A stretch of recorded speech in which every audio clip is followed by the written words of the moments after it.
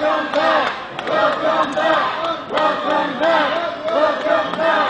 Welcome back! Welcome back!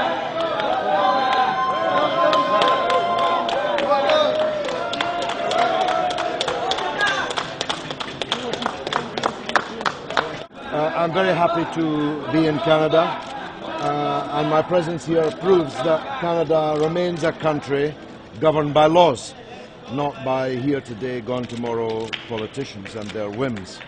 And that justice counts in Canada, and I'm very grateful to the Honourable Judge Mosley for demonstrating that. What message do you have for the Conservative government? Well, you know, it's a dangerous thing that Canada has become so isolated in the world that it has allowed itself to become basically an embassy for the most extreme Israeli political line. Mr. Netanyahu has almost no friends in the world, including in the White House, but he sure has friends here in Canada, and not many people can quite understand why.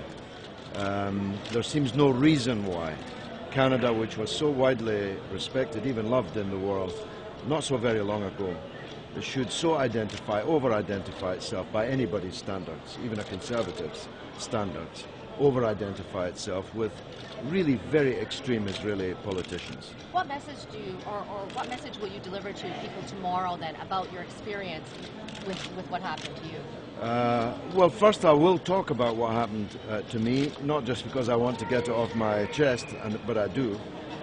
This has been an extremely searing, indeed surreal experience for me to be sitting for almost 25 years in the British Parliament whilst a Commonwealth G7 country is declaring you to be a security risk and a terrorist is searing. And it has affected my life in many ways, which I shall adumbrate at the meeting tomorrow. But much, much more importantly is what it means for you.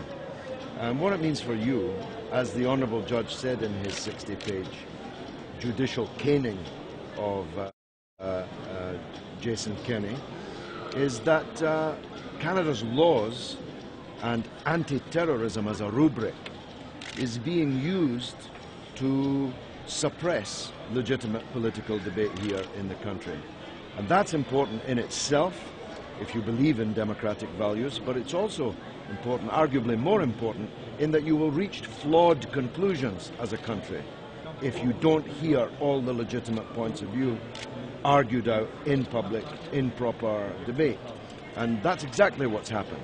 Canada has reached a deeply flawed set of foreign policy positions, and partly because it has set out to criminalize views which are widely shared in the country and around the world and must be heard. I guess it's not going to shut you up then, is it? No, I mean, the good thing is that as any bookseller could have told them for free, the book you try to ban always ends up on the bestseller list.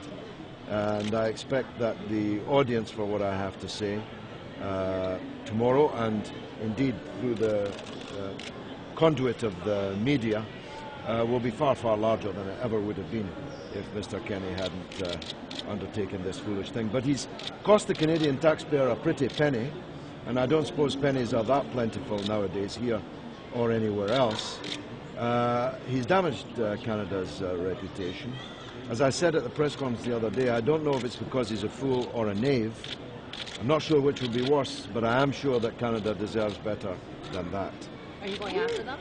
Yes, I will have a meeting with my legal team, Barbara Jackman. I'm seeking redress for the damages that has been done. So this is not the final round between me and Mr. Kenney. Well, I'll be talking to my legal team about just what avenues exist, but indeed one of them is behind me who may very well want to have a say on that. But one thing's for sure, I have been defamed in a way which it's scarcely possible to exaggerate. I mean, for a high-profile politician to be announced to the world as a terrorist and a security threat, placed my life in danger. I'm not being melodramatic. There are crazy people in the world who, if I really were the person Jason Kenney painted me as, might have thought themselves fully justified in putting a bullet in me. And so my life has been quite severely affected in many ways. As I say, I shall run through them at the meeting tomorrow. And I'm seeking redress for that, one way or the other, whether through defamation or through some other form of redress. So although Mr. Kenney has already cost you all a pretty penny, it may very well turn out to be pretty more pennies too. Well, the officers were very courteous, but the interview ranged rather farther than a normal immigration interview would. They were interested in my political analysis of many international political situations, which was flattering but time-consuming. And I was aware that there were people outside waiting to hear me.